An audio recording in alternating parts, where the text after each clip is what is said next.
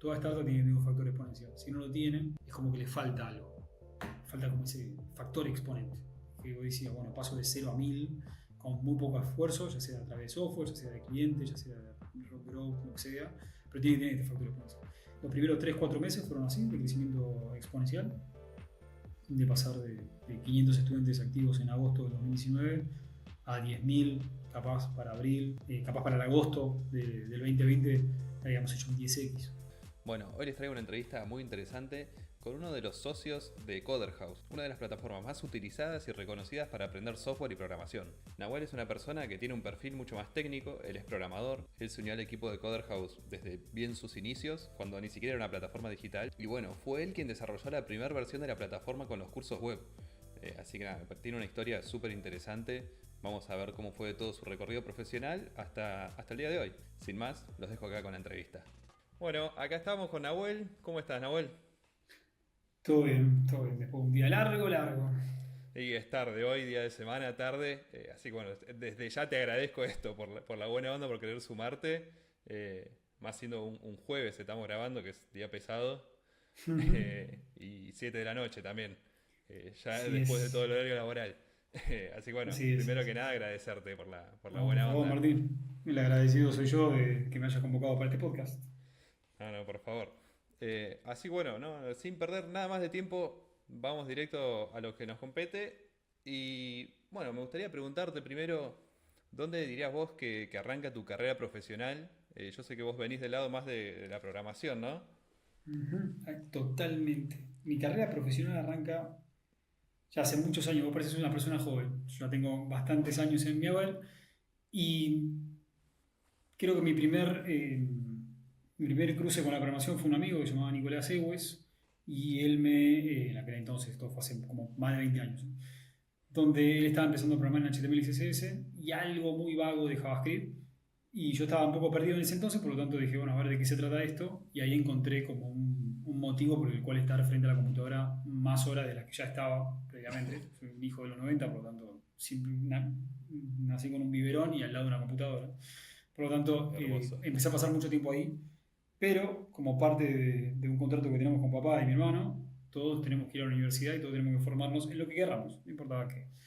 Y en aquel entonces dije, bueno, tengo que encontrar una formalidad para, no sé, traducir en algún tipo de título, alguna especie de formación que me baje todo esto que estábamos aprendiendo medio por ósmosis, medio por mis libros y algún que otro tutorial perdido en internet. Estamos hablando del 2006, hace una eternidad ¿Qué edad importante. tenías ahí más o menos cuando estabas arrancando en esto de la Vein- programación? 20 años, Ok, no, 20 y pico, no mucho más porque como ya son lapsos de tiempo, a los 24 yo ya me había ido a vivir solo y ya vivía de programar. claro.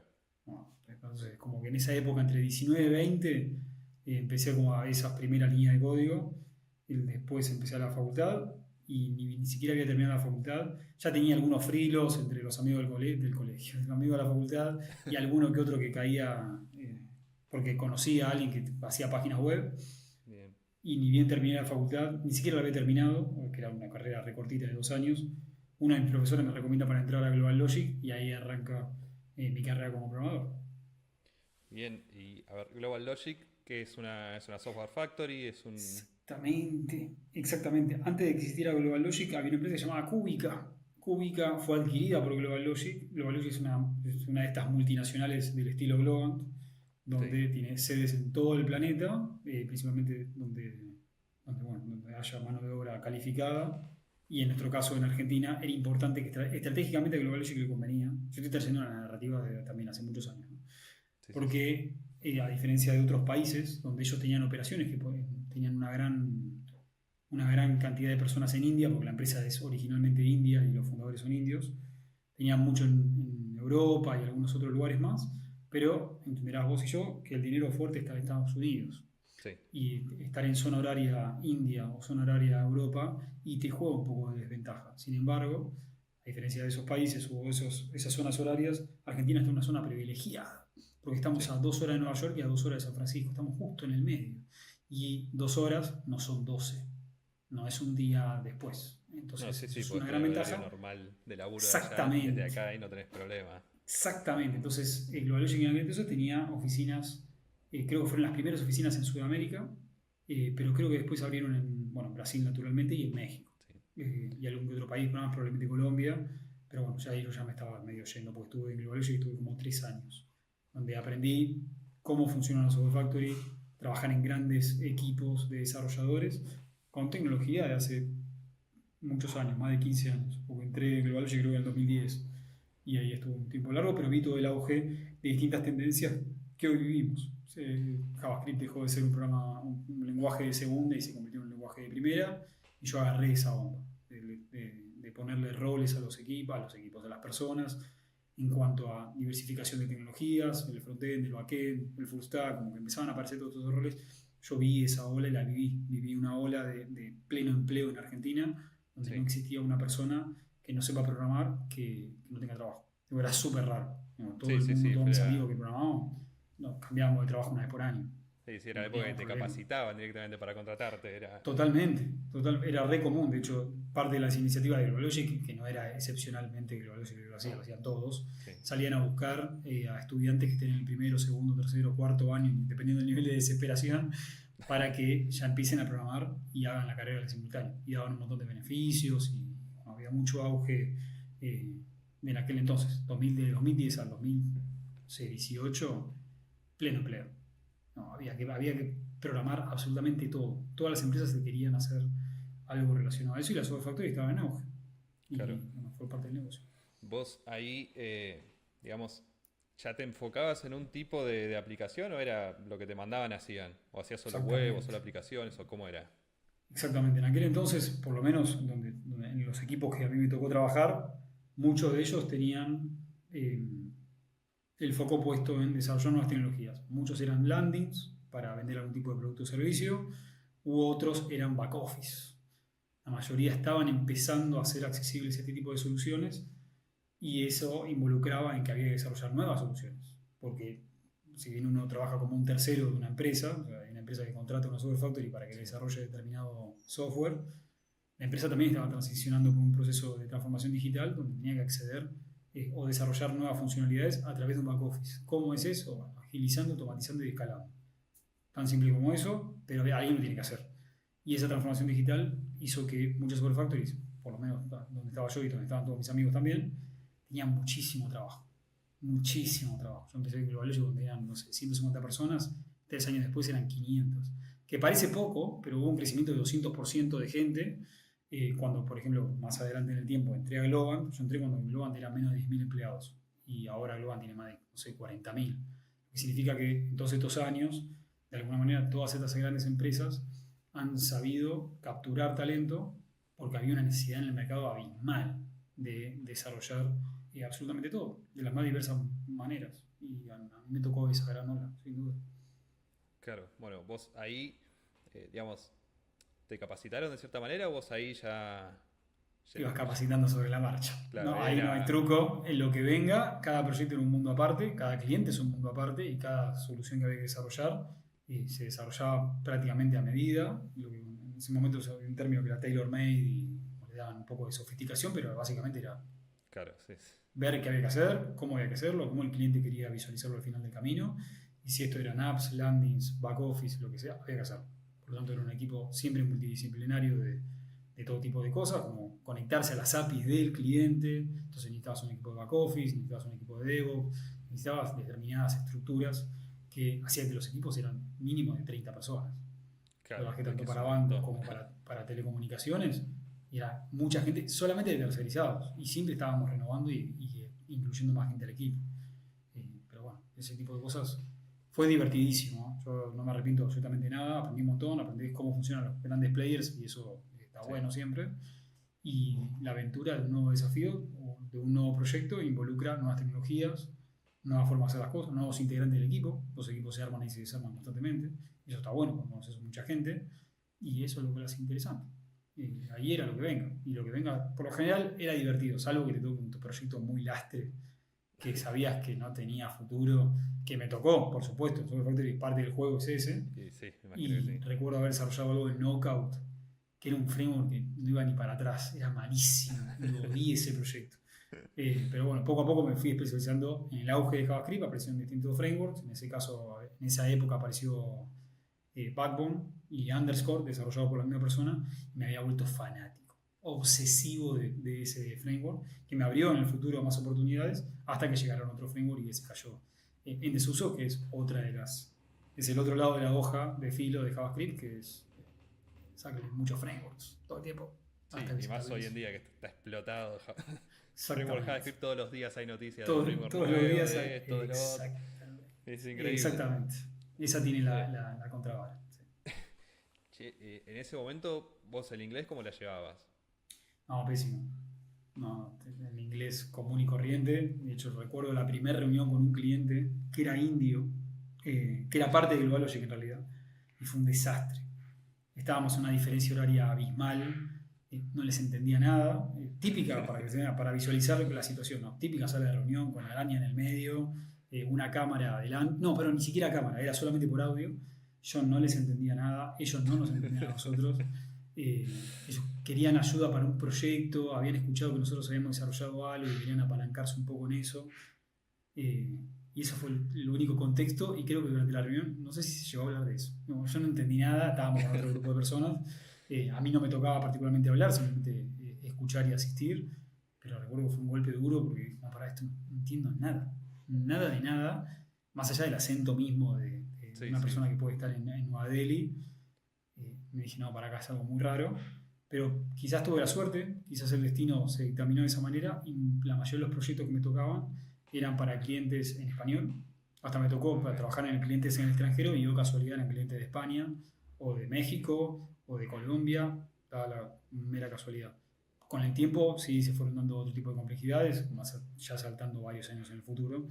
Cuando trabajé en RGA, que es una agencia multinacional muy fuerte en Estados Unidos, sí, ahí tuve varias reuniones constantemente en inglés, y ahí me di cuenta de lo poco que sabía comunicarme más allá del escrito o la comunicación a modo de lectura. Che, Pero hubo que y mejorar. en ese momento no te era, digamos, complicado el aprender tecnologías nuevas o demás sin manejar bien el inglés, porque viste que hoy en día por ahí software, si medio que para la industria de software en general, si no sabes inglés hoy en día como estás, como un pie afuera. Creo que también es una gran ventaja. A veces se critica mucho el nivel de inglés que tenemos en Argentina, y el nivel de inglés, comparado con otros países, es muy bueno. Como que seguramente determinado segmento de la población puede acceder a un nivel de inglés medianamente bajo, pero estamos todos influenciados todos los días por el inglés. Por ejemplo, la plataforma que estamos utilizando ahora está todo en inglés, y probablemente ni siquiera esté en español, y no importa tanto, porque es algo muy elemental. Ahora bien, también es cierto que no todas las personas, más allá eh, de los equipos, no todas las personas interactúan con clientes. O por lo menos con equipos híbridos donde quizás el product manager o el product owner del otro lado participa de algún tipo de dinámica interna. No suele ser algo bastante común.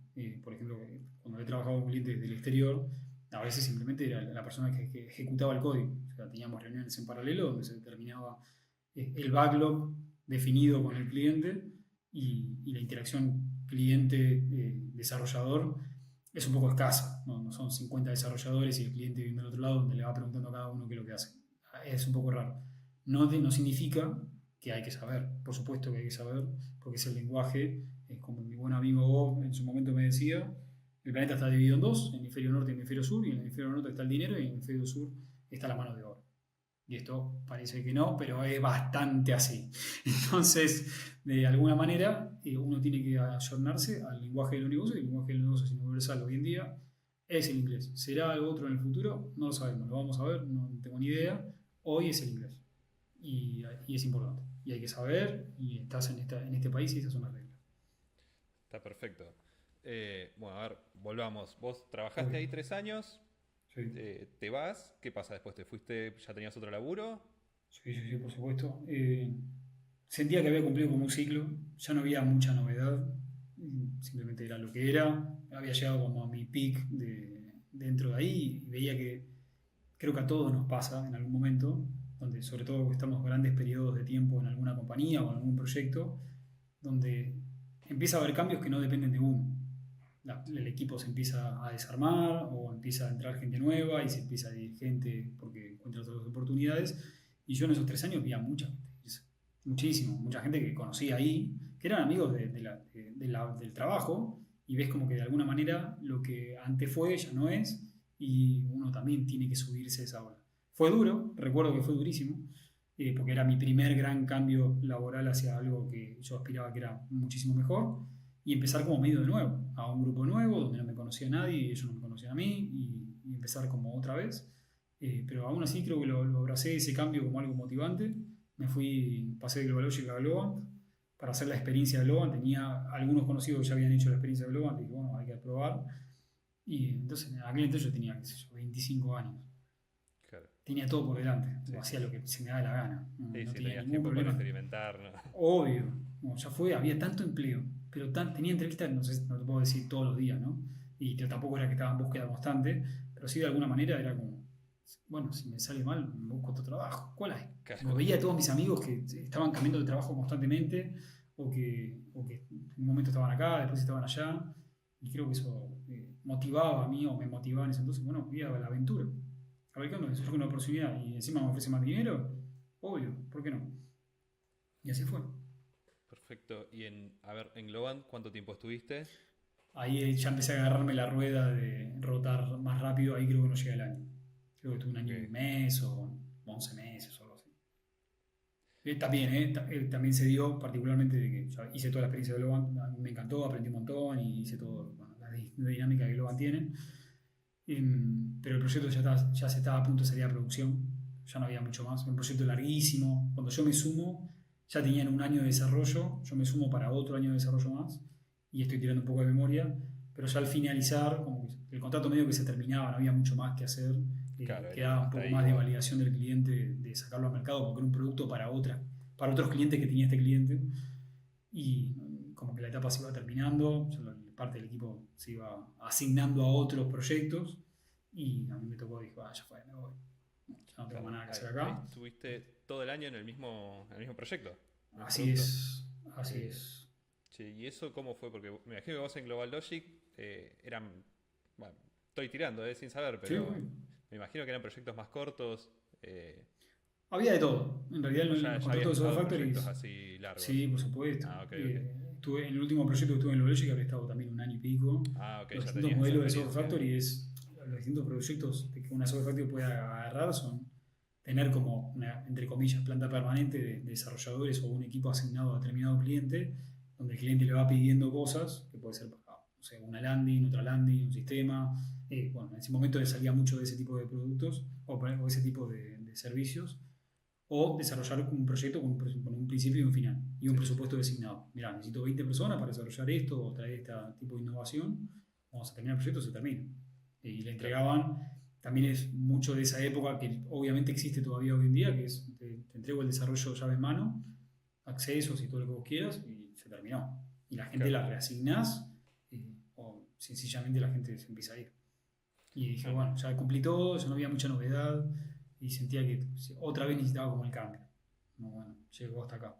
Muchos de esos conocidos que hice en ese entonces continuaron e hicieron carrera en Globant y yo dije, no, yo me voy a otro lado.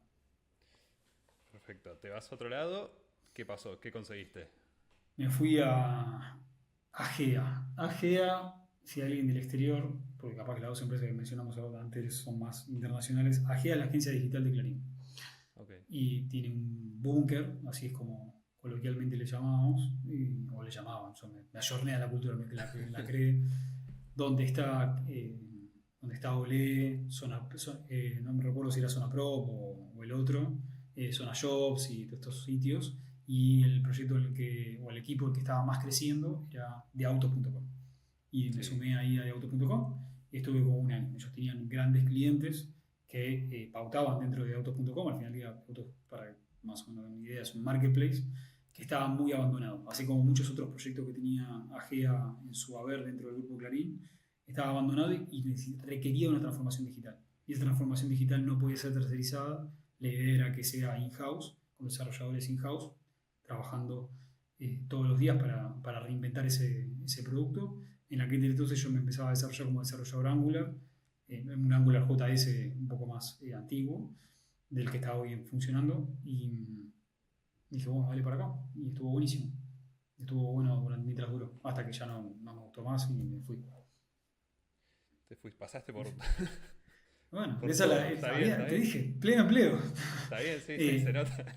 y lo que, Eh, lo que también sucedía en ese entonces, que por eso no me arrepiento de ese camino recorrido, es de haber conocido mucha gente.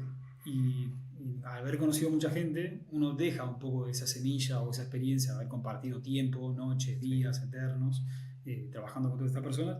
Y una de esas personas me llama para un proyecto donde se había sumado. Y dije, bueno, ya fue, no tengo nada que perder. Para que sea una idea también, ya empezaba a odiar de alguna manera el viaje de mi casa en Retiro a Constitución. Y dije, no, esto no me gusta más.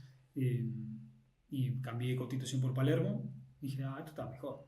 Más Y lindo. el viaje y todo me pareció que estaba mejor. Y me gustaba la onda en un equipo mucho más chiquito, que eso también es una parte de la narrativa que voy viendo con el diario del lunes. Comencé en Megacorpos y a medida que fui cambiando, fui también reduciendo en equipo.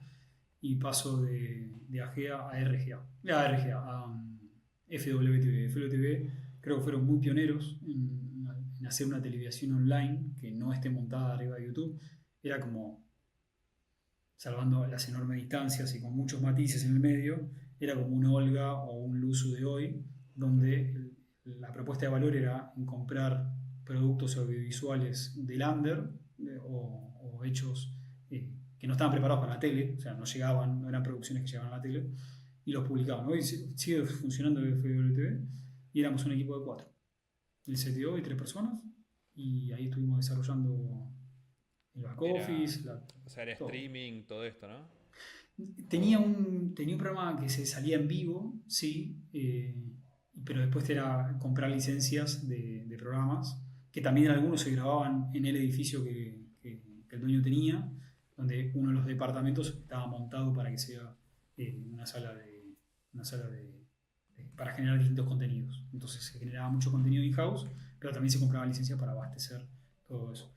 Y estuvo, para mí me pareció súper divertido, hice lo que tenía que hacer, mejoramos un montón de cosas, hicimos toda la transformación digital, pero eventualmente, como todo, también llega un momento que dice, bueno, ya está, todo, me empezó a aburrir o el producto se empezó a estancar, o por lo menos para mí se empezó a estancar, ¿eh? Capaz Sí, las sí, sí. prioridades eran otras y a mí no me llegaban, y era el momento de cambiar otra vez, y ahí me voy a RGA, donde en RGA estoy 3 meses haciendo algunas cosas, porque en paralelo, unos meses antes, había empezado a dar los pasos en mi relación con Chris y Coder, donde yo quería ser profesor, yo estaba siendo profesor de algunos cursos en algunos lados, y mi intención era esa, y en un evento de coworking me recomiendan contactar con una persona que se llamaba Christian, que trabajaba para una empresa que se llama Coverhouse, y dije, bueno, vamos a probar acá, y efectivamente este evento fue un sábado, el lunes lo contacto, y al toque me responden para ser profesor de JavaScript. Me pareció todo muy innovador,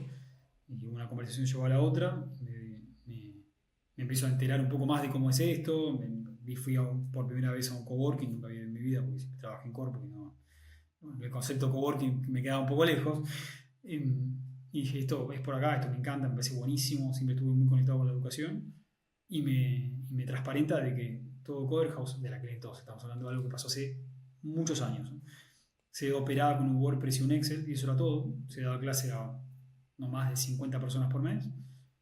Y yo le digo que, mira, que yo hago back office. Es lo que hago. Es lo que hice en los últimos años, de automatizar, agilizar y escalar. Y lo que era un Excel y un WordPress se terminó convirtiendo en los 4 pilares, todavía éticamente, iba a decir.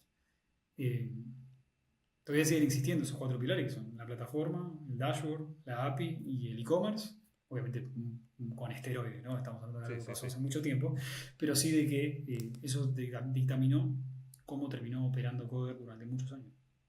Con miles de mejoras, ¿no? Por supuesto, no es que dice una línea de código, dice clic y se hizo Coder 1000.0, no. La verdad que era Ah, algo no, muy obvio, obvio. primitivo, pero era muy primitivo que no existía. Y dar esos puntapiés, pasamos de un equipo que previamente era de 3 4 personas a uno, o sea, yo, básicamente, y programarme todo eso. Miles y miles de líneas de código, miles y miles de horas invertidas en eso, para poder sistematizar código. Desde que envíe mails automáticos, envíe encuestas automáticas, se creen determinadas cosas a un clic de distancia o solo, ese tipo de facilidades, porque es algo que a mí me gusta, que lo hago con mi propia vida y que siempre busco la forma de darles las herramientas a las personas que van a operar. En ese Sí, sí. momento la plataforma, digamos, como página web ya estaba. Sí, Vos- era un WordPress, la plataforma en sí no existía, creo que había algo claro, muy primitivo, era como un PHP medio tipo FTP, era algo muy primario y claro, la idea era como, bueno, ponerle un poco de esteroide, ¿no? Como claro. ponerle algo más sofisticado dentro de nuestras posibilidades y dentro de lo que creíamos en aquel momento conveniente para dar cursos online, perdón, presenciales, por lo tanto, dónde está el material, las presentaciones, bueno, este tipo de dinámicas que antes se resolvían quizás con una carpeta compartida en Google Drive, pero que poco a poco le fuimos cableando, le pusimos los cables para que se haga todo medianamente automático y podamos extraer información para mejorar todo lo que nosotros hacemos. Y eso fue el puntapié. Y no se ha detenido, ya superamos el 1.000.000 y pico de línea de código en todos los proyectos. Qué locura. Ese tipo de cuestiones. No, bueno, lleva ¿Hace tiempo. cuántos años ya llevan toda esta Eh, plataforma? y cuando yo me sumé hace 9 años, yo dejé de Claro, programar hace 2 años y pico. Y de ahí, imagínate, programé solo durante 3 o 4 años, hasta que empezamos a sumar, hasta que tuvimos la posibilidad de empezar a sumar personas, y a partir de ahí el código se empezó a multiplicar. Cuando apagué mi es una cuenta bola de de nieve. GitHub, estaba todo verde. Todo, todo verde, por todo, hasta que miramos de GitHub a GitLab, millones de pull requests, todo este tipo de cuestiones, miles de miles, tipo, deployábamos a producción 2 o 3 veces por día, todos los días, Un de montón. lunes a lunes, sin parar, porque cada funcionalidad que vos subías era no solo una funcionalidad que agilizaba la operación, esa microoperación, ya sea para dar visibilidad, para extraer datos, para configurar un cron que envíe mails automáticos, con distintas soluciones, sino también para el profesor y el estudiante, para que de a poco empiecen a desarrollar o empiecen a acceder a distintas formas de visualizar el curso, distintas formas de ver la información complementaria al curso y por sobre todo que se puedan autogestionar. Eso era clave, al principio era muy Claro, primitivo y poco a poco le fuimos sumando distintas soluciones que le permitían al usuario autogestionarse distintas soluciones, porque al final del día, cuando vos brindás software, es lo único que te permite escalar hasta el infinito. Es realmente lo único. Y tanto la persona que va a estar operando como la persona que está consumiendo el producto, si pueden autogestionarse los dos, bienvenido sea. ¿No? Y desarrollamos eso. Eso fue lo que hicimos. perfecto, perfecto. Mira, tengo dos preguntas Dale, completamente distintas, así que voy a saltar un tema y después voy a volver. dale Pero nomás. la primera es, vos hasta entonces venías saltando de empresa a empresa. ¿Qué pasó? ¿Qué encontraste ahí que te hizo quedarte hasta hoy en día, digamos, en 9 años atrás? Uh-huh. ¿Qué fue lo que Ahí lo encontraste que que. fue distinto? Ahí creo que. Obviamente todo esto se puede sacar con el criterio del lunes. Estamos hablando de una web de 27 años. Capaz 26, 27 años. ¿Cuántos años tenés? Yo tengo 37. 27, mira, No, pareces un poco más joven, ¿eh? no, porque la cámara te engaña.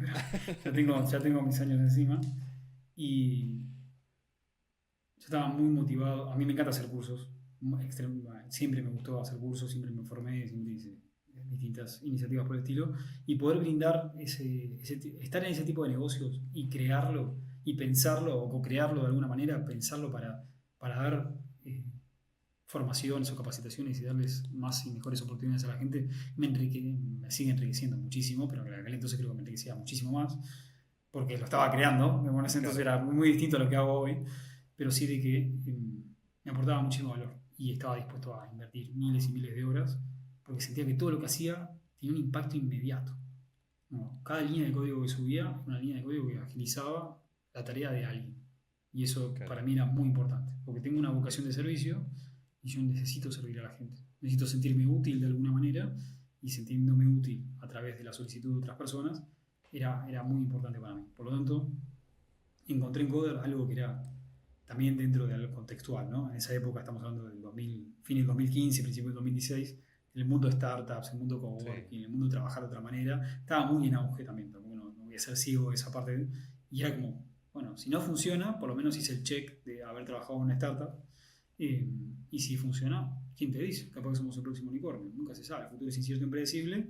Pero en aquel entonces era como estos distintos hilos narrativos que fui mencionando, como trabajo IT, pleno empleo, la época de las startups y los coworkings, de que empezaban a aparecer estos grandes servicios en la nube y distintos elementos por el estilo, y por sobre todo la necesidad de formar a la gente. Había una gran necesidad de talento digital y Coder estaba en el momento justo para brindar ese servicio.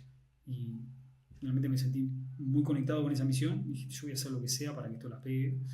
Y así fue. Y así fue. Que sí, que hoy en día cualquiera que esté del mundo de la programación lo conoce, lo ha escuchado. Yo ya tengo un amigo programador que trabajó como profesor en Coder House un Mirá que... tiempo. Así que sí, es gigante, hoy en día es monstruoso. Exactamente. Y a ver, vos cuando entraste a Coder House, entraste como empleado. ¿Cómo fue el transcurso de ir ascendiendo? ¿Hoy en día sos socio? Así es. Bueno, ¿cómo En fue ese todo eso? momento tampoco éramos una barbaridad de gente. Entrábamos 5 en una mesa. Era eso, ¿no? En una mesa de un coworking compartido con un montón de personas.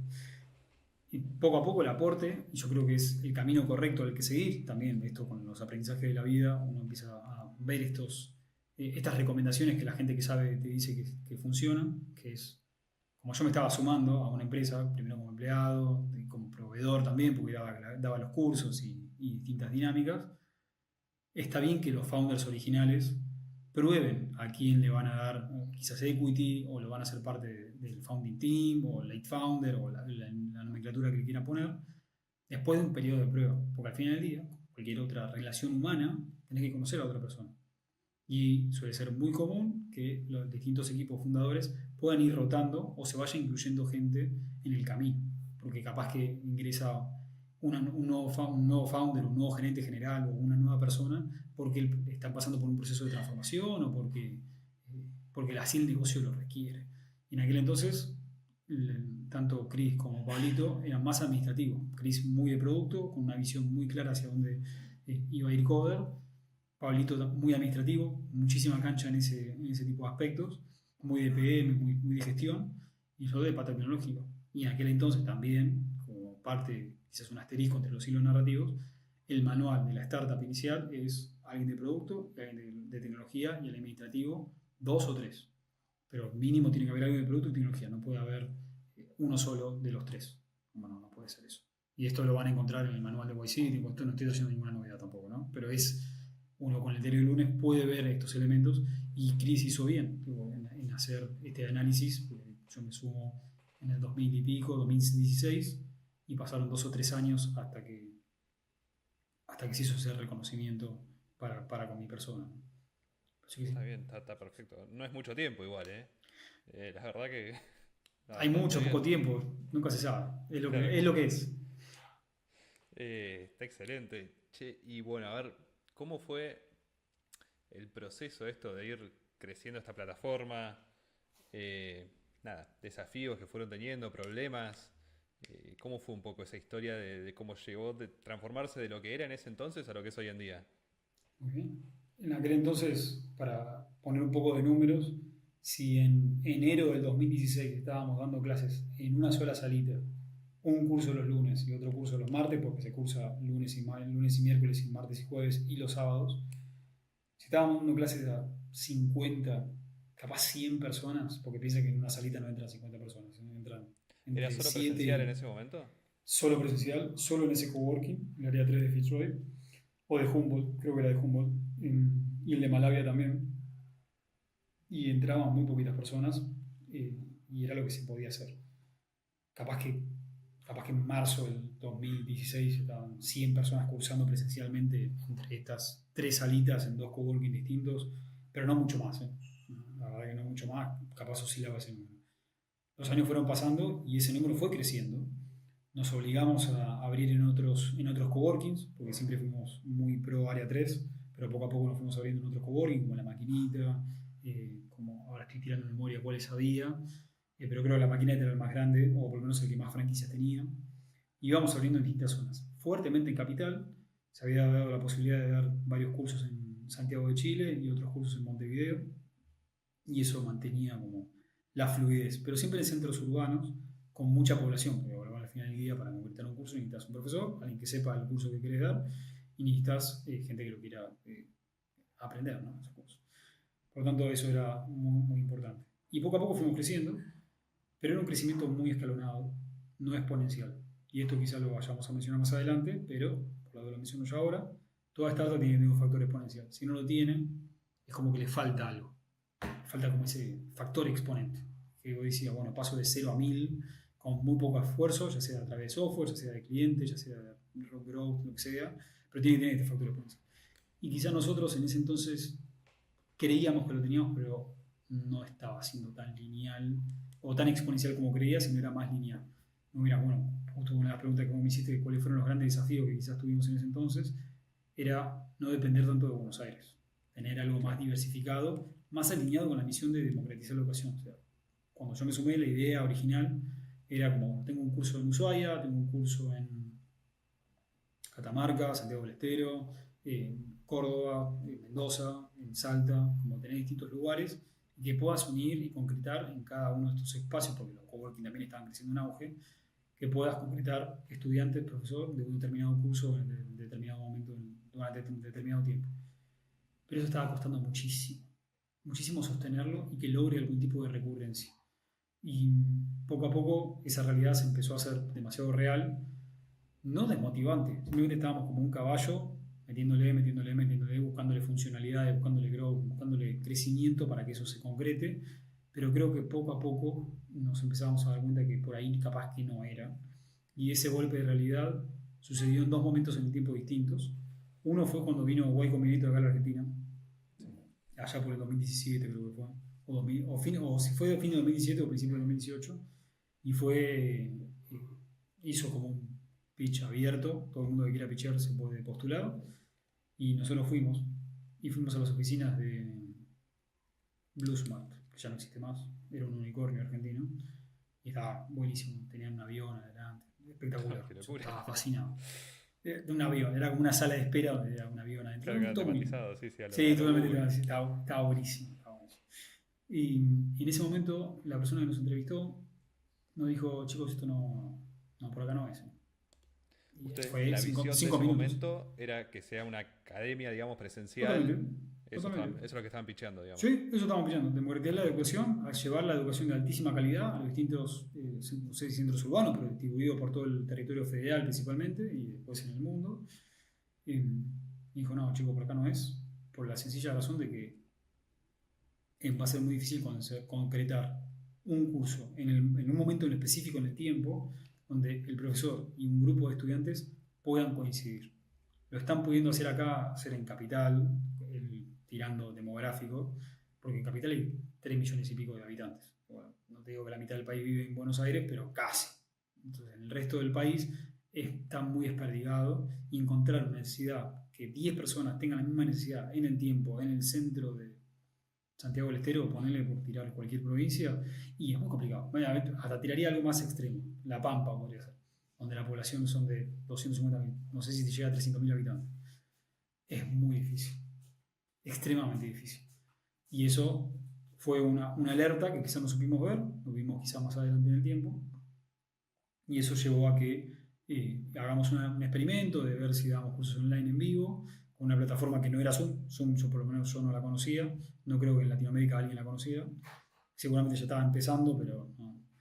Totalmente, fue como, tuvo su auge muy adelante en el tiempo, y probamos a hacer cursos en vivo, pero nos dimos cuenta que no era lo nuestro. Intentamos replicar lo mismo que dábamos presencialmente, hasta yo di ese curso en vivo, y no era bueno. La verdad que no creo que haya sido lo mejor que hayamos dado en algún momento, y nos quedó como la espina. ¿Por qué lo menciono? Porque digo, bueno, la verdad que no era por acá, sigamos con el presencial, sigamos creciendo, y seguimos creciendo, linealmente seguimos creciendo, hasta agosto del 2019, donde acá voy a hilar 3 historias.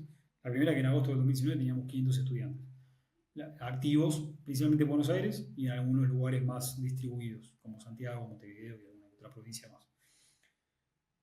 Unos meses antes nos habían invitado a formar parte de la UTEC Ventures. La UTEC Ventures, para alguien que está en Perú, es como la gran universidad. Para alguien que está en Argentina y no conoce lo que es la UTEC, es como el ITBA, pero por 10. Estamos hablando de algo gigantesco, muy, muy grosso, hecho de otra manera. Y eso tiene un fondo de inversión donde tiene un plan de negocio, o por lo menos una tesis muy parecida a la que tenía Startup Chile en su momento, que es: tengo un porcentaje para destinar en startups locales, teniendo en cuenta Perú, pero también tengo que tener un porcentaje para destinar en startups que quieren abrir operaciones en Perú. Por lo tanto, la idea era, voy a traer gente de otros países a que venga a abrir operaciones en Perú, contrate talento peruano y pague impuestos en Perú. Y entonces el círculo virtuoso, bueno, se cierra, ¿no? Y obviamente si tiene un éxito en algún momento, genial. Pero por lo menos esa era como la base. Y quedamos seleccionados en el entonces y Chris viaja a Perú para abrir operaciones en Perú. Y ahí nos cruzamos con una segunda realidad, complementaria a la que ya había mencionado anteriormente. Estábamos a 2 horas de diferencia. A la gente quizás no le interesaba tanto. Nos costaba muchísimo conectar con el público peruano, con el estudiante, coincidir que 10 personas en un futuro en el tiempo, junto con un profesor, quieren hacer un curso, estaba costando un montón. Montón. Y ahí Chris decide volver a intentar hacer los cursos online en vivo como propuesta diferencial. Y ahí me pongo a hacer un benchmark. Yo ya empezaba, durante el 2019, ya Zoom empezaba a llegarme de alguna manera.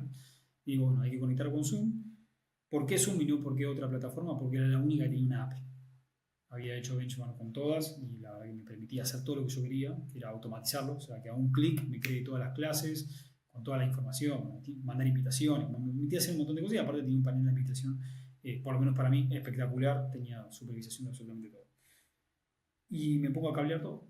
Me pongo en un mes, todo agosto, a recablear por completo, porque en paralelo estamos haciendo el spin-off de salir a vender el curso online en vivo. El curso online en vivo, naturalmente, compite contra el curso presencial. Hicimos uno de los cursos, que es el desarrollador web, que es uno de los 3 caballitos de batalla que tenemos, y lo sacamos. Y todavía lo recuerdo como si fuese, obviamente, ayer, donde nos damos cuenta de que esta landing que promocionaba un curso online en vivo, se anotaron y pagaron 50 personas. Obviamente había todo un plan improvisado quizás, o por lo menos muy inspiracional, donde competíamos contra nosotros mismos, donde había una propuesta de valor que era sumamente diferente a lo que teníamos en aquel entonces de manera presencial, y que además, sobre todo en Latinoamérica, donde el factor precio es determinante de compra, costaba 1/3 de lo que costaba el curso presencial. O sea, íbamos al todo por el todo, y ese primer curso online se anotaron casi 50 personas, cuando en un curso presencial se anotaron entre 10 y 13, porque era la capacidad que las salas tenían. Y ahí fue revelador, no solo conocer a esas 50 personas encuestándolas, muchas de ellas nunca habían hecho un curso presencial con nosotros, porque eran personas que no vivían en Buenos Aires. No todas vivían en Buenos Aires, algunas sí, no, obviamente, pero no todas. No todas habían hecho un curso online, y no muchas habían hecho un curso grabado, ni mucho menos en vivo. Era todo mega early adopter, sumamente jugado. Estaban probando algo naturalmente nuevo, que era la primera comisión, nunca se había hecho nunca antes. E hicimos muchísimas mejoras en ese mes donde hicimos todo este spin-off para adaptar el contenido del presencial al online. En aquel entonces dábamos clases de 3 horas, de 2 veces por semana.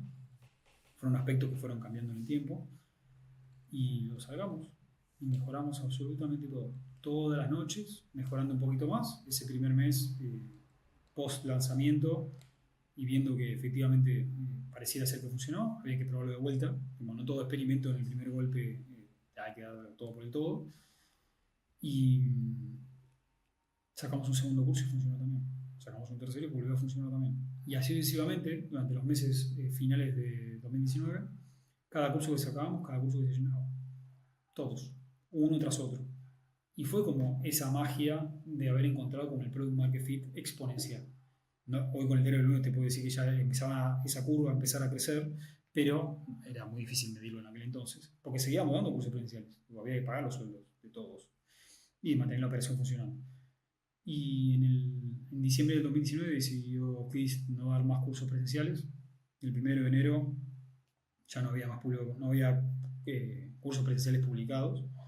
Se corrían y se finalizaban los que estaban. Aquellos que no habían comenzado les dábamos la posibilidad de pasarse al online.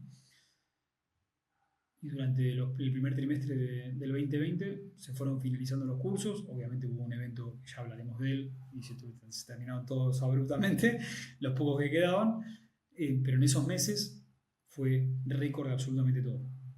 En diciembre ya habíamos facturado y habíamos tenido más estudiantes que todo el 2016, 2017 y 2018. En enero del 2020 ya habíamos facturado y habíamos tenido más estudiantes que todo el 2019.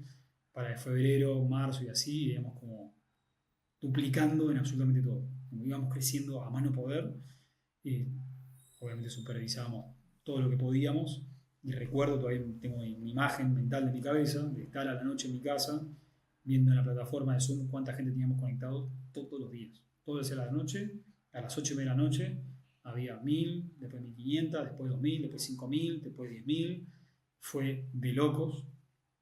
Obviamente había mucho que mejorar y automatizar y escalar y extraer reportes y bueno, mejorar de todo tipo de aspectos, hasta que eventualmente llega la pandemia.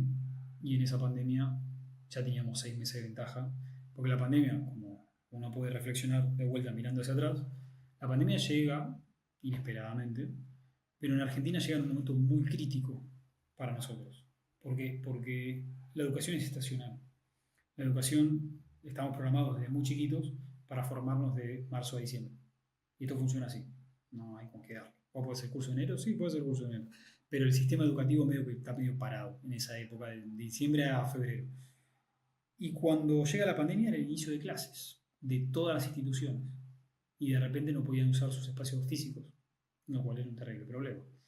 Todos los que tuvieron que salir a adaptarse lo más rápido posible, nosotros ya teníamos 6 meses de ventaja y eso fue una gran ventaja, una ventaja demencial, porque la necesidad de formarse sigue existiendo, simplemente que no había proveedores que la abastezcan y nosotros sí. Y ahí fue curva exponencial, donde íbamos duplicando en cantidad de inscriptos semana a semana. Era todo lo que, no sé, en una semana de abril, todos los que se inscribieron en el mes de enero, por ejemplo.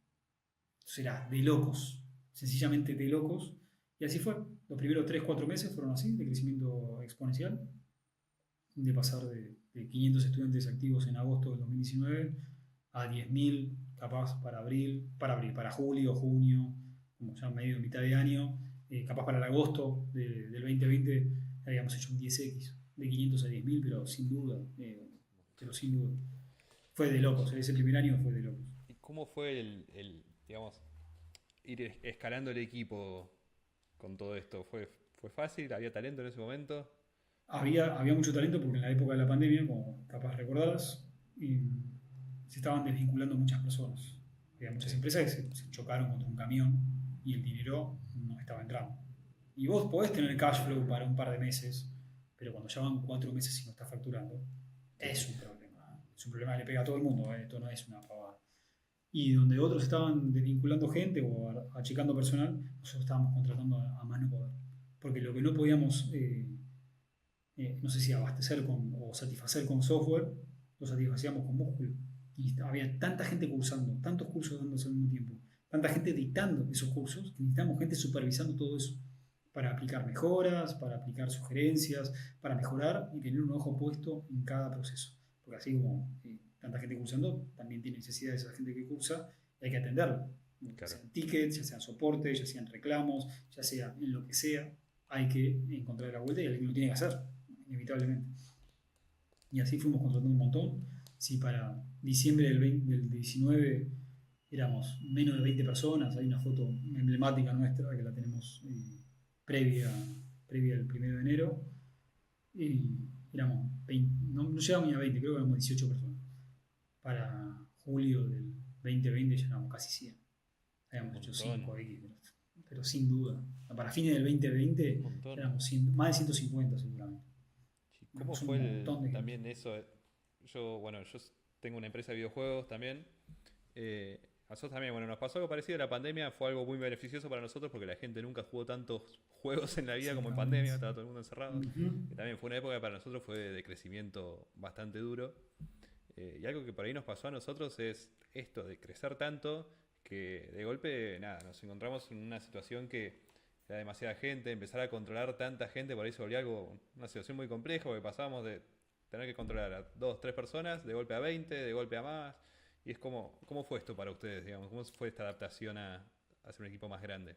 Creo que la transformación es necesaria, te tropezás, como cualquier baby steps que está tratando de aprender a caminar, te tropezás, yo me tropecé un montón, me mandé 1000 cagadas, miles, incontable cantidad, pero no por mala intención, por mera ignorancia, o por no saber, porque de repente estás en una situación de la cual no hay ni libro, ni tutorial, ni coach de lo que sea que te prepara. Simplemente te anticipa posibles escenarios, pero cuando estás en el día a día, te toca afrontar distintos desafíos. A veces son fáciles, a veces son difíciles.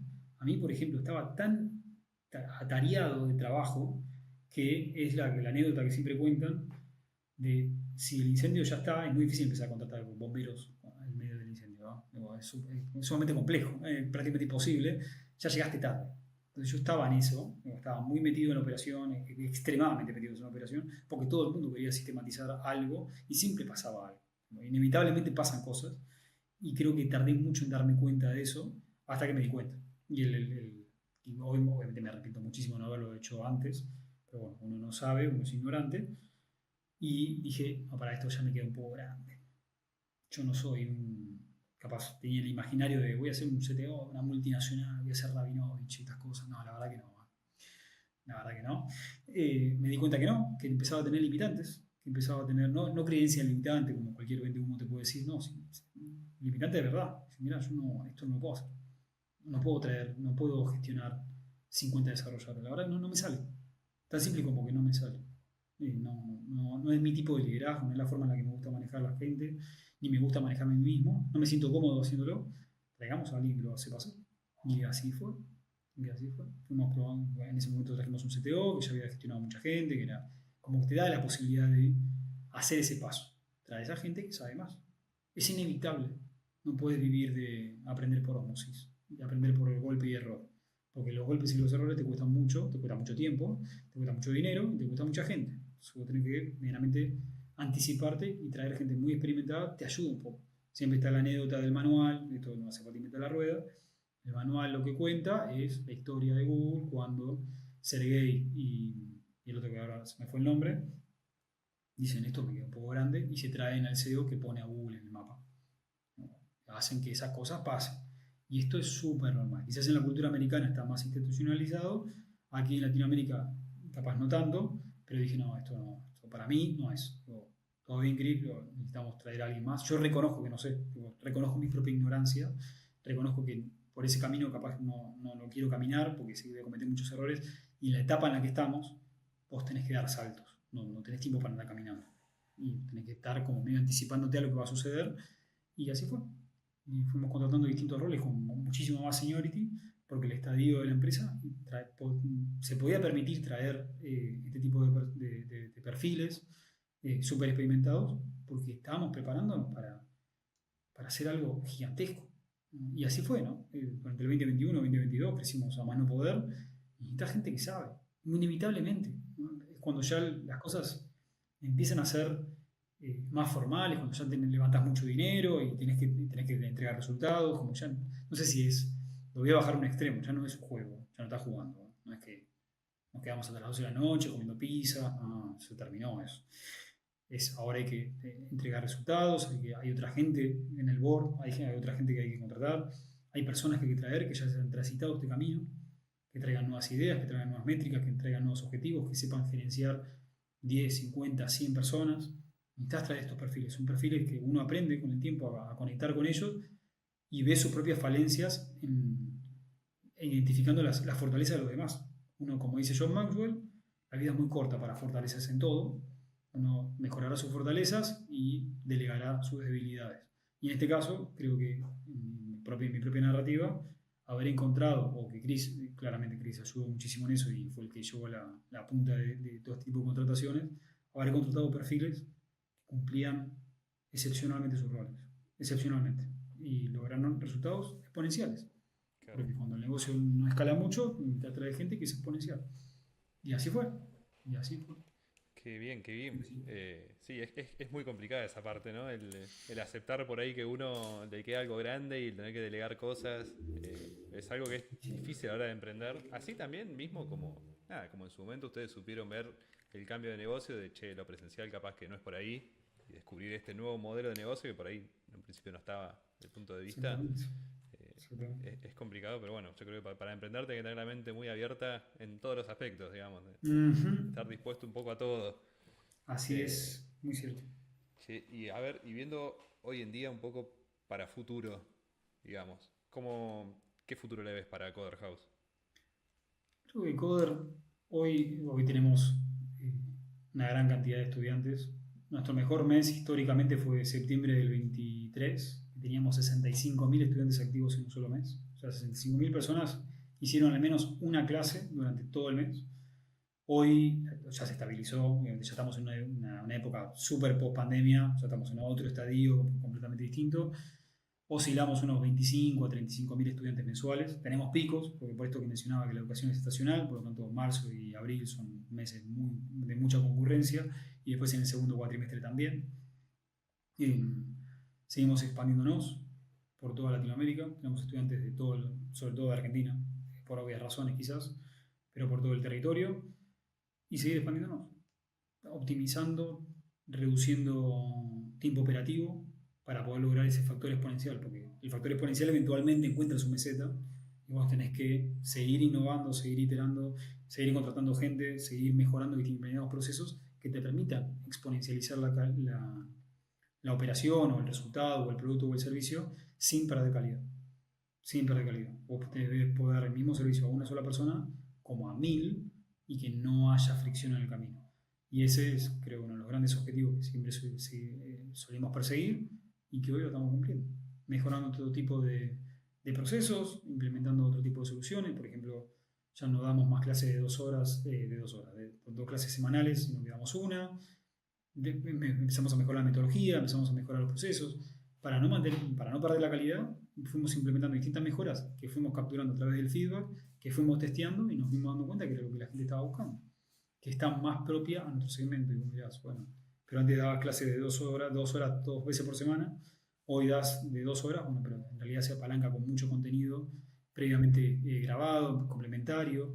También es muy cierto que nuestro nicho, que es un nicho muy luminoso, ¿no? Que es de 26 a 36 años. Son personas que trabajan, que se pagan el curso con su propio sueldo, que están haciendo un esfuerzo extra por quedarse hasta muy tarde quizás formándose, porque al final del día la educación nadie te está obligando. Es una inversión de tiempo y esfuerzo que uno hace y dinero sobre todo. Por lo tanto, esa demanda post pandemia, si bien antes tenían quizás 4 horas para formarse durante la semana, hoy el compromiso es de 2 horas, capaz 2 horas y media, capaz 3, pero no mucho más, porque la vida es dura, la vida es difícil, la vida demanda tiempo. Y invertir esa cantidad de tiempo, generamos un producto que se fue moldeando con los años. Esto no fue un día para el otro, ¿no? Esto pasaron 2 o 3 años. Fuimos moldeando, determinando nuestro servicio para adaptarse a las necesidades actuales. Quizás el Coder del 2030 seguramente sea diferente, pero inevitablemente va a ser diferente porque la realidad que la gente del 2030 va a vivir va a ser inmensamente diferente a la nuestra. Y hoy la visión de Chris en cuanto a hacia dónde va Coder es volver a intentar la membresía con otro enfoque, seguir mejorando procesos, involucrar AI en absolutamente todo, si bien utilizamos mucha inteligencia artificial en muchos procesos operativos y para con el usuario también, es volver a tenerlo muy centro, de reinventarse de alguna manera, porque ya Coder tiene 11 años, por lo tanto requiere reinventarse quizás en aspectos que el público no ve, que son muy internos, de visualización de datos, de extracción de datos, de predicciones en cuanto a lo que uno hace, porque uno piensa que las comisiones aparecen por ósmosis. No, la verdad que no. Hay que planificarlas, hay que proyectarlas, hay que hacer forecasting, hay que tener una demanda más creciente, prepararla para que cumpla con otros desafíos que creemos que vamos a tener en los próximos años. Y en un montón de aspectos. Mencioné algunos por mencionar algunos y no extenderme mucho, pero crean en el mundo de la educación es algo que todos tenemos que tener, de alguna manera todos nos formamos todo el tiempo y que las plataformas, tanto Coder como todas las demás, se tengan que reinventar constantemente para salir a satisfacer las nuevas necesidades de nuevas generaciones, es crítico. Es lo que la gente por eso nos elige, porque necesita formarse y pensar que si Coder ya tiene 11 años, hay personas que tenían 15 años y que hoy tienen 26 y que ya están haciendo su primer curso porque están en el mercado laboral, porque necesitan actualizarse, porque capaz que terminaron un proceso formativo, ya sea en la escuela, obviamente, o en la facultad, y el mercado laboral te va a demandar nuevas habilidades. Hoy, por ejemplo, hay una gran tendencia, capaz, obviamente muy obvio hoy en día, obviamente muy obvio, fantástico. Ya estoy tan cansado que ya me empiezo a trabar y empiezo a decir una oratoria patética. Hoy muchos se están reinventando, muchas empresas de todo tipo de índole, ya sea una pyme de 2 empleados como una multinacional, si no están no están formando a su gente en inteligencia artificial y se están quedando atrás. Sí, sí, sí, Para hoy ellos es el... es así y el mercado te lo va a demandar y es tal cual. Y supimos ir identificando distintas tendencias para salir a promocionar distintos servicios relacionados a formar a gente en inteligencia artificial. Así como también lo fue muchos años especializándonos en habilidades técnicas como programar, marketing, diseño, distintas otras cuestiones que están muy relacionadas con herramientas, a empezar a desarrollar todo lo que es lo que comúnmente se conoce como habilidades blandas, que hoy es más digo, power skills o situaciones parecidas, porque había una persona del otro lado que ya había hecho los cursos técnicos, pero que quería ascender de alguna manera y requería de aprender habilidades de negociación, de oratoria, de liderazgo, de administración de empresa, de contabilidad. Porque son habilidades que complementan al profesional de hoy en día. Y hoy el mercado demanda un profesional altísimamente preparado que se está actualizando todo el tiempo. El pasado no es lo mismo que hoy y el futuro es totalmente incierto e impredecible y la única forma de al menos predecirlo es no solo creándolo, que es la típica frase, sino formándose para que ese futuro no te deje atrás. Porque hoy, así como lo ves en tu industria y en tantas otras industrias, hoy se está generando mucho contenido con inteligencia artificial y aquellos negocios que no se estén adaptando de cualquier índole y se están metiendo clavando un clavito en el ataúd. Y es complejo. Vamos a ver un auge si es que no lo estamos viendo ahora, de negocios que empiezan a desaparecer porque no se están pudiendo reinventar. Y créanme que hablo con mucha gente, tengo conocidos en muchas industrias y lo ven, algunos lo ven como una amenaza y otros están corriendo cual caballo una zanahoria porque necesitan ya, porque ven el peligro de no de quedarse atrás. Dicen, porque capaz, y esto es algo bastante común, de repente aparecen dos pibes en algún país perdido del mundo con 2 o 3 líneas de código, se hicieron la competencia de la mejor aseguradora del mundo. Y eso puede pasar. Hoy en día puede Sí, sí, pasar. sí, La verdad que es totalmente posible. No, sí, sí, Sí, yo sí. también estoy completamente de acuerdo. Hoy en día con la inteligencia artificial creo que está más, no es como el boom de los NFT o las criptos, que bueno, es algo que está mucho más cantado, que la cosa a ver por ahí, todos los negocios. Hace poco salió Y Combinator con una charla de qué cosas estaban buscando y el 90% es relacionado con inteligencia artificial. Así es. Así que bueno, claramente la cosa va por Así ahí, el es. que no lo No, quiera sí. ver, no, está perdiendo, claramente. Eh, Exactamente. Exacto. Tal cual. sí, Tal cual. bueno, mira, llevamos ya una hora de reunión bastante. Te quiero hacer una pregunta más para ir cerrando, y Dale. es, si vos tuvieras que definir una skill que, que te marcó en lo que fue nada, tu trabajo como profesional, tu crecimiento profesional, ¿qué dirías que es?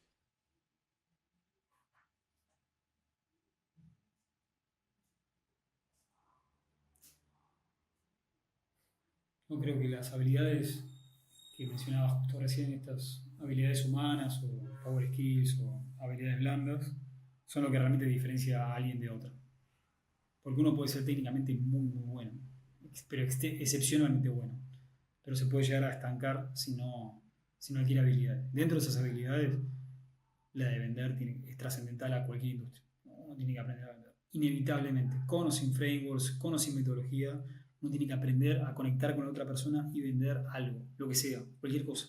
Porque uno es su propio producto y uno es su propio servicio, por lo tanto, tiene que vendérselo a otra persona. Un proceso de entrevista es un proceso de venta también. Uno tiene que salir a defenderse, porque técnicamente hay 1000 personas que hacen exactamente lo mismo. La persona que se pueda diferenciar a través de la comunicación, la oratoria o la seguridad o distintas particularidades que tengan las personas, puede marcar la diferencia. Y hoy para mí, yo creo que cualquier persona, en cualquier edad, si no sabe vender, no sabe comunicarse de manera efectiva, si bien esta no fue una clase de oratoria y he cometido muchísimos errores, creo que te puede entrenar muy bien saber comunicarse. Yo conecto, contacto, hablo con muchísimas personas y cuando uno quizás aprende a conectar y empieza a hablar de otra manera o empieza a detectar algunas falencias en la comunicación, se da cuenta de lo marcada de la diferencia que puede llegar a ser, o abismalmente la diferencia. Cuando una persona no puede comunicar, he hecho una maestría donde había profesionales de muchos años, que me sacaban muchísimos años, que le prendías una cámara por una exposición y se trababa. personas con un seniority abismal. Eso no puede pasar. Eso no puede pasar. Y uno tiene que estar cómodo porque vivimos en una realidad donde uno se tiene que. Nadie está obligado a exponerse, ¿no? Pero esas situaciones de exposición van a suceder. Si vos le querés vender un producto y un servicio y no sé, te agarra un ataque de pánico, y va a ser muy difícil. La vas a tener muy difícil. Uno tiene que romper esa barrera. Por eso cuando me tengo que subir a algún escenario o alguna entrevista o alguna charla, yo le digo que sí, yo estoy curado de espanto. Si fuese el Nahuel de 15 años, que tenía que exponer algo enfrente de todo el aula en el colegio, y se moría de vergüenza. No le gustaba, a nadie le gusta exponer algo o que todo el mundo lo esté mirando. Pero con el tiempo uno se acostumbra y le agarra, no tengo el gusto, pero uno se siente seguro, se pone en personaje.